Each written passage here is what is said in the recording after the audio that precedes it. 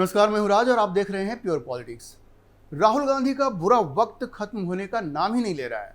एक के बाद एक वो लगातार चुनाव हारते जा रहे हैं, चाहे वो लोकसभा के चुनाव हो 2014, 2019, 2024। हर चुनाव में नरेंद्र मोदी ने उन्हें बुरी तरह मात दी है। यही हाल विधानसभा चुनाव में भी रहा है। सिर्फ 3 राज्यों में कांग्रेस की अपनी सरकार है आज की तारीख में, कर्नाटक, तेलंगाना और हिमाचल। बाकी सारे राज्यों में कांग्रेस का ग्राफ दिन प्रतिदिन नीचे ही जा रहा है। अब 2 ऐसे राज्य जहां कांग्रेस और उनके गठबंधन की जीत पक्की मानी जा रही थी, हरियाणा और महाराष्ट्र, वहां भी वो बुरी तरह हारे। और अब स्थिति यह है कि अपनी पार्टी में ही राहुल गांधी की कोई सुन नहीं रहा है, कोई नहीं सुन रहा है। जो उनके कुछ थोड़े बहुत चमचे बचे हैं वही लोग सुन रहे हैं, वरना कोई वरिष्ठ नेता, कोई सीनियर लीडर उनकी बात नहीं सुन रहा है। बिल्कुल बगावत के सुर तेज होते जा रहे हैं कांग्रेस में।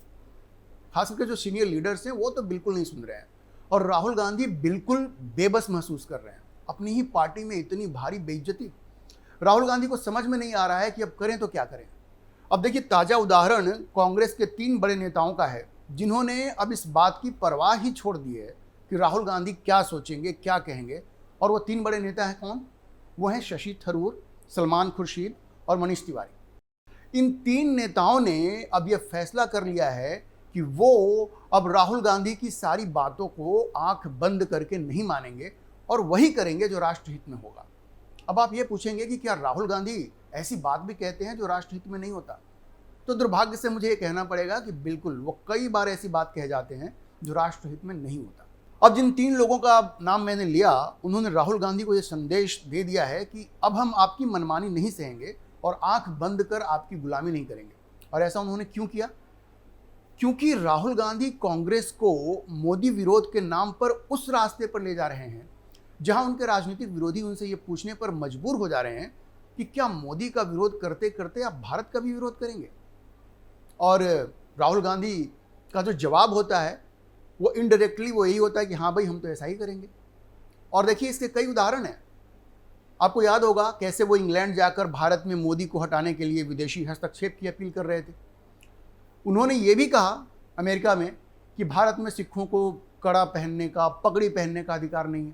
अब सोचिए, ये सब बोल करके तो वो मोदी का विरोध नहीं कर रहे हैं ना, बल्कि इससे तो ये संदेश जाता है कि वो भारत की ही छवि खराब करने में लगे हुए हैं। भारत विरोधी तत्वों की, जो खालिस्तानियों के पीछे खड़े हैं, उन्हीं को एक हैंडल दे रहे हैं कि लो जी, इस हैंडल से भारत पे हमला करो।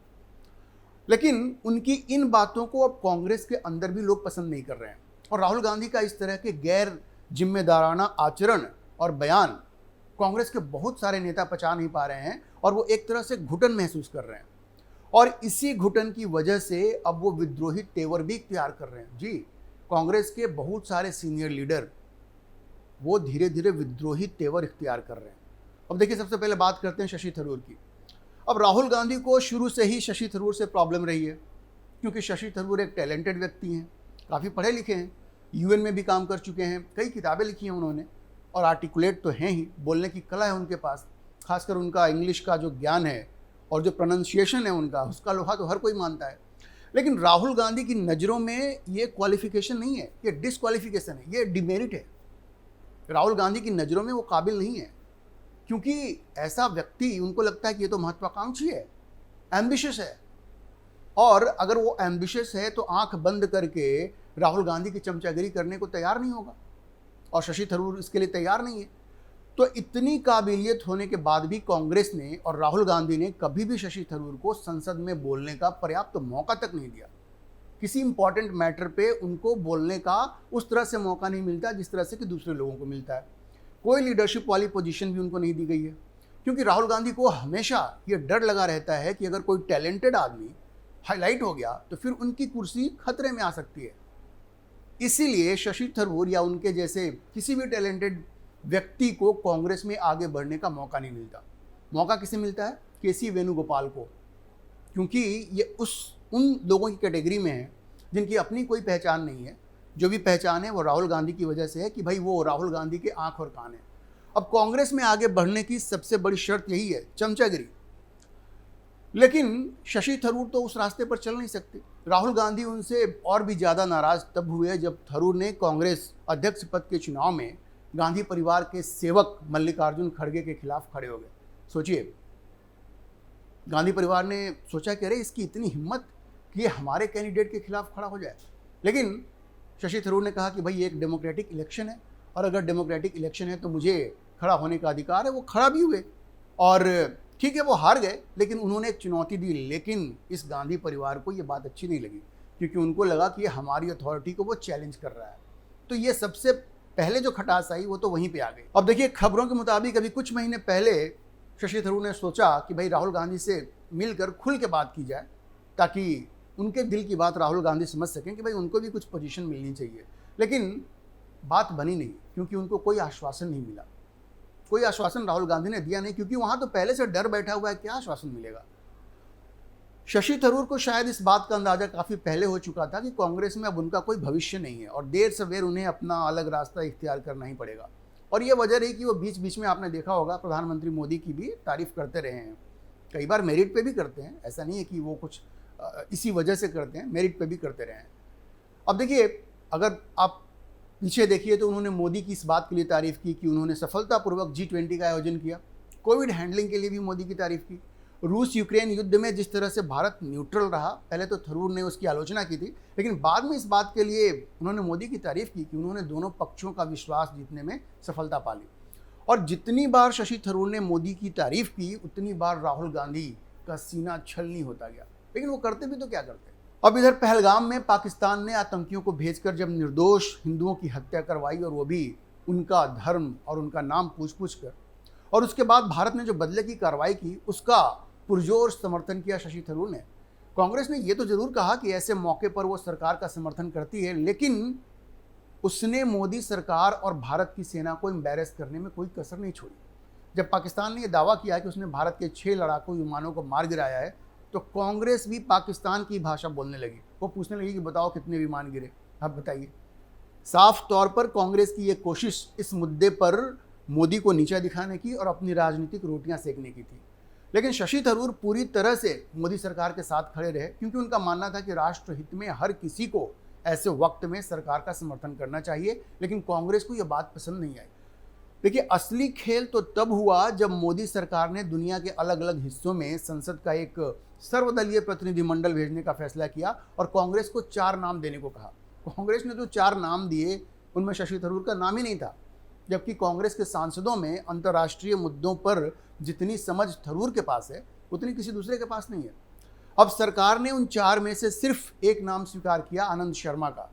बाकी सब रिजेक्ट कर दिए क्योंकि सरकार की नज़र में उनमें वो गंभीरता और अंतर्राष्ट्रीय मुद्दों की वो समझ नहीं थी सरकार को जिसकी ज़रूरत थी। आनंद शर्मा के अलावा सरकार ने अपनी पसंद से कांग्रेस के 3 सांसदों का नाम शामिल कर लिया, शशि थरूर, सलमान खुर्शीद और मनीष तिवारी। अब मज़े की बात यह है कि ये तीनों उस G23 का हिस्सा रह चुके थे जिन्होंने राहुल गांधी की लीडरशिप को पहले चैलेंज किया था। जाहिर है इनमें से कोई भी राहुल गांधी के गुड बुक में नहीं था। तो ये कहा जा सकता है कि मोदी सरकार को भी राहुल गांधी के जख्मों को कुरेदने का एक मौका मिल गया। हालांकि डिसीजन मेरिट पे ही लिया गया, लेकिन कह सकते हैं कि मोदी सरकार ने भी इस मौके का पूरा फायदा उठाया। अब जब भारत का डेलीगेशन बाहर गया तो इन तीनों ने जिस तरह से मोदी सरकार को डिफेंड किया, पहलगाम हमले के बाद की गई कार्रवाई पर, उसे देखकर राहुल गांधी और उनके करीबी नेता तो जैसे जल भुन गए।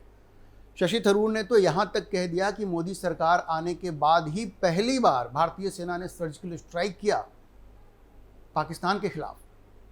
तो कांग्रेस को और भी मिर्ची लग गई। अब उनके जो प्रवक्ता हैं उदित राज, उन्होंने तो यहाँ तक कह दिया कि शशि थरूर भाजपा के प्रवक्ता की तरह बात कर रहे हैं।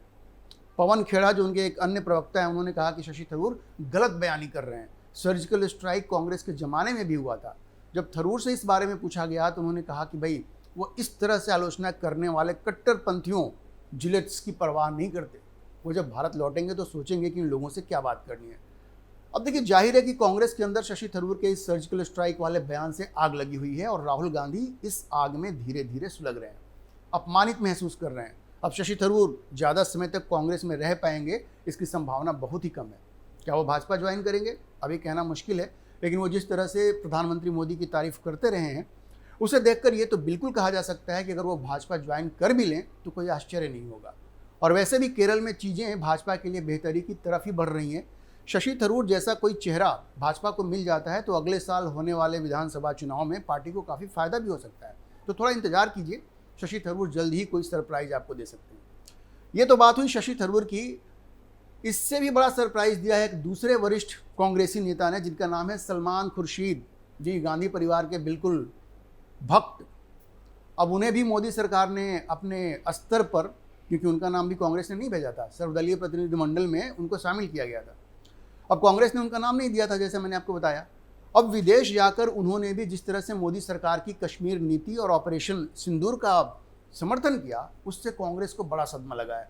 उन्होंने तो कश्मीर में धारा 370 समाप्त करने के मोदी सरकार के फैसले को भी सही ठहरा दिया, जिसका कांग्रेस और राहुल गांधी हमेशा विरोध करते रहे।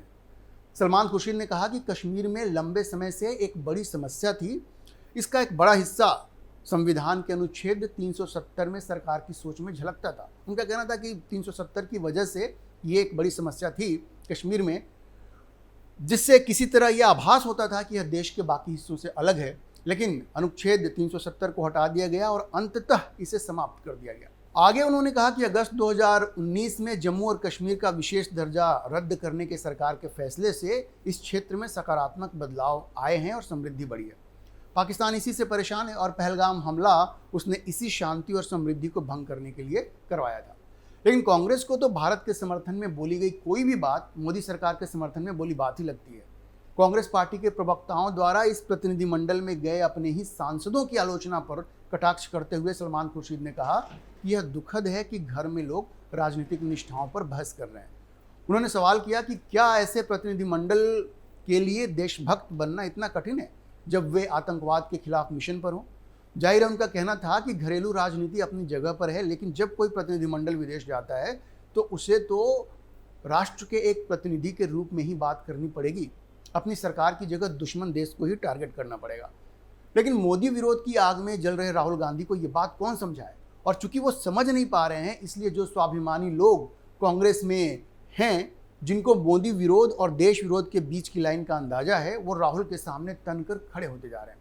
यही हाल मनीष तिवारी का भी है। वो भी इस दौरे के दौरान खुलकर भारत द्वारा किए गए ऑपरेशन सिंदूर का समर्थन कर रहे हैं और पाकिस्तान की आतंक परस्त नीतियों को टारगेट कर रहे हैं। लेकिन कांग्रेस को शायद ये लग रहा है कि उसके सांसदों द्वारा इस तरह से भारत के पक्ष को सामने रखने से भाजपा को फायदा हो सकता है, इसलिए पार्टी की भ्रिकटी इन तीनों नेताओं पर चढ़ी हुई है। लेकिन इन तीन नेताओं ने भी अब ये स्पष्ट कर दिया है कि उनके लिए पार्टी हित से ऊपर राष्ट्र हित है, खासकर तब जब वो विदेश में भारत का पक्ष रखने गए हुए हैं और देश की जनता भी यही चाहती है। राजनीति करने के लिए तो काफ़ी मौके आएंगे, लेकिन ये मौका तो पूरी तरह से भारत की सेना और भारत की सरकार के पीछे खड़ा होने का है। वैसे बात सिर्फ इन तीन नेताओं की ही नहीं है। आप देखिए, हरियाणा में हुड्डा से लेकर के राजस्थान में अशोक गहलोत तक ऐसे कई बड़े नेता हैं जो राहुल गांधी की बात सुनने को अब तैयार नहीं है। वो तैयार ही नहीं है कि हम आपकी बात को अब नहीं सुनेंगे। समस्या ये है कि राहुल गांधी ग्राउंड रियलिटी से पूरी तरह कट गए हैं और उनकी लगातार हो रही हार की वजह भी यही है। कहने के लिए उन्होंने देश भर में भारत जोड़ो यात्रा की है, लेकिन सच्चाई यह है कि वो भारत को अभी तक समझ नहीं पाए हैं। अगर वो भारत को समझ पाते तो उन्हें ये बात समझ में आ जाती कि अब इस देश में वामपंथ, नक्सलवाद जैसी विचारधाराओं के लिए कोई जगह नहीं है। जनता उनसे ऊब चुकी है। जनता ये भी देख रही है कि एक तरफ आप मुस्लिम सांप्रदायिकता का तो विरोध करते हैं, लेकिन दूसरी तरफ मुस्लिम तुष्टीकरण को खुलकर बढ़ावा दे रहे हैं। और उसकी वजह यह है कि आपको लगता है कि हिंदू तो जातियों में बटा हुआ है, लेकिन मुस्लिम अपने धर्म के साथ मजबूती से जुड़ा हुआ है। इसी हिसाब से वो अपनी रणनीति बना रहे हैं।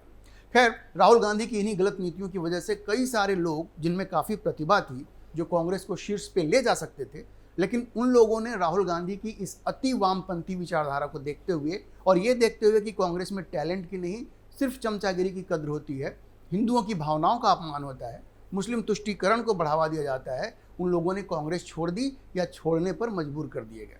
वैसे नेताओं की एक लंबी लिस्ट है। हिमंत बिस्वा शर्मा से लेकर ज्योतिरादित्य सिंधिया, आरपीएन सिंह, जितिन प्रसाद, लंबी लिस्ट है। और अब ये तीन वरिष्ठ नेता भी राहुल गांधी की आंख बंद कर गुलामी करने से इनकार करते हुए दिख रहे हैं। राहुल गांधी की इससे बड़ी बेइज्जती क्या हो सकती है? सरकार तो उनकी पार्टी से मनमाने तरीके से सांसदों को प्रतिनिधिमंडल में भेज रही है और वो खुशी खुशी जा भी रहे हैं। संकेत बड़ा स्पष्ट है, अब उनका राहुल गांधी की नीतियों में भरोसा नहीं रहा। राहुल गांधी को जल्द ही अपने आप को और अपनी पार्टी की अति वामपंथी छवि को ठीक करना पड़ेगा, वरना एक एक करके वो सारे लोग उनका साथ छोड़ सकते हैं और राहुल गांधी के साथ पार्टी में सिर्फ वही लोग बचेंगे जिनका कोई जनाधार नहीं होगा। हाँ, वो हर वक्त उनकी हाँ में हाँ जरूर मिलाएंगे। हम इस खबर पर आगे भी नज़र बनाए रखेंगे और आपको अपडेट करते रहेंगे। इस मुद्दे पर आप क्या सोचते हैं, अपनी राय कमेंट बॉक्स में ज़रूर लिखें। अगर आपको ये वीडियो पसंद आया हो तो आप इसे लाइक करें, शेयर करें और हमारे चैनल को सब्सक्राइब जरूर करें।